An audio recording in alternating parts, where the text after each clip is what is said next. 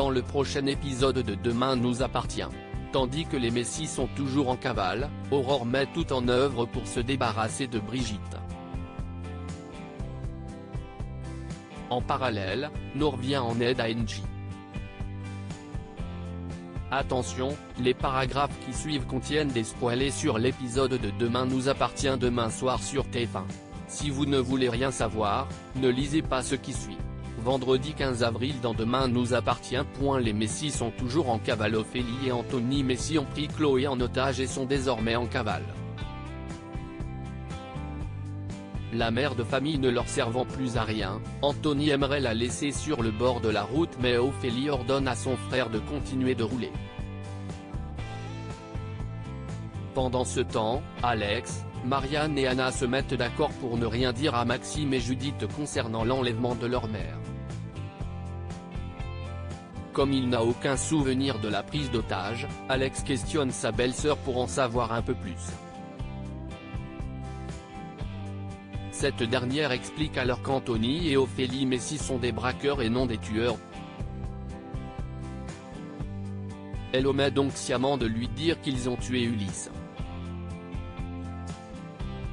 Au poste, le procureur Perrault fait le point avec ses équipes. Des barrages routiers ont été mis en place, les aéroports ainsi que les gares ont été placés sous surveillance et les portraits des Messi ont été diffusés un peu partout. De plus, la police a retrouvé 2 téléphones prépayés dans leurs cellules. Georges a donc demandé la liste des parloirs et des correspondants des 2 évadés ainsi que les images de vidéosurveillance des alentours du palais de justice.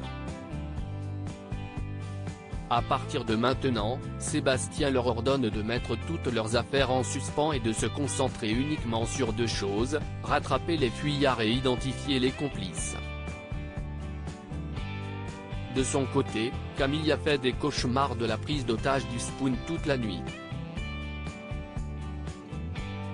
Il faut dire que cela l'angoisse de savoir les Messi dehors. Bien qu'elle ait conscience que cela ne soit pas rationnel, l'adolescente a l'impression qu'ils vont venir la chercher. Mais Camille a surtout très peur pour Chloé. Comme Anthony et Ophélie ont déjà prouvé qu'ils étaient capables du pire en tuant Ulysse, elle a peur qu'ils s'en prennent à Chloé. Dorian prend alors sa copine dans les bras pour la réconforter. À plusieurs kilomètres de là, la police a reçu un appel d'un agriculteur qui pense avoir vu la voiture des Messi près de son exploitation. Sans attendre, Martin et Karim se rendent sur place. Malheureusement, il est trop tard puisqu'ils ont abandonné leur véhicule. La nuit tombée, Anthony, Ophélie et Chloé marchent dans la nature et décident de faire une pause près d'une citerne. Assise par terre et les mains ligotées, Chloé tombe sur un objet métallique à ses pieds qu'elle cache dans sa manche. Aurore met tout en œuvre pour se débarrasser de Brigitte. Aurore aimerait se faire des spaghettis pour le déjeuner. Malheureusement, Brigitte les a jetés à la poubelle car ils étaient sans gluten. Furieuse, Aurore rejoint son mari et lui rappelle qu'il devait parler à sa mère. Si William indique qu'il n'a pas encore trouvé le temps de le faire, Aurore comprend surtout qu'il traîne des pieds car il a peur de confronter sa petite maman. À bout, la policière menace alors de s'installer sur le bateau de sa sœur et de le laisser vivre en tête-à-tête avec sa mère s'il ne lui parle pas rapidement. Peu après, William sollicite l'aide Bénédicte pour qu'elle prenne le relais. Malgré les nombreux arguments de son frère, celle-ci refuse catégoriquement mais Aurore a une idée pour se débarrasser de Brigitte.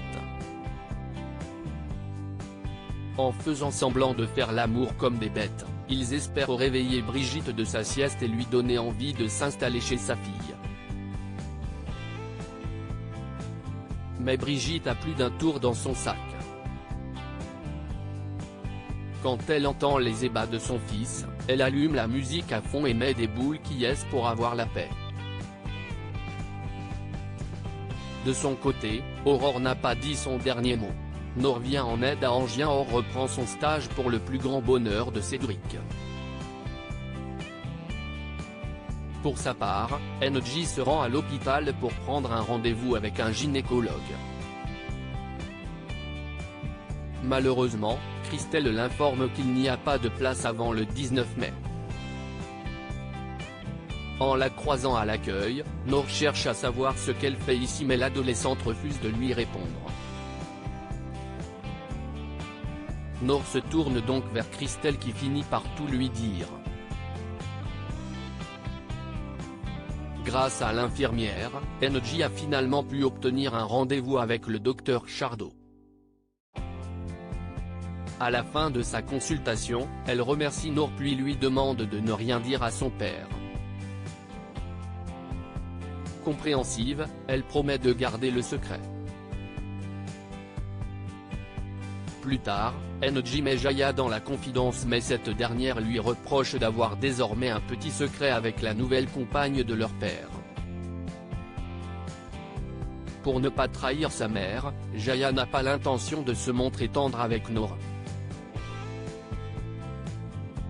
Pendant ce temps, Cédric confie à Nour que ses enfants sont fragiles en ce moment et notamment NJ qu'il s'en préoccupait ces derniers temps. Tandis qu'elle s'apprête à lui dire la vérité, Nour fait machine arrière et décide de tenir sa promesse.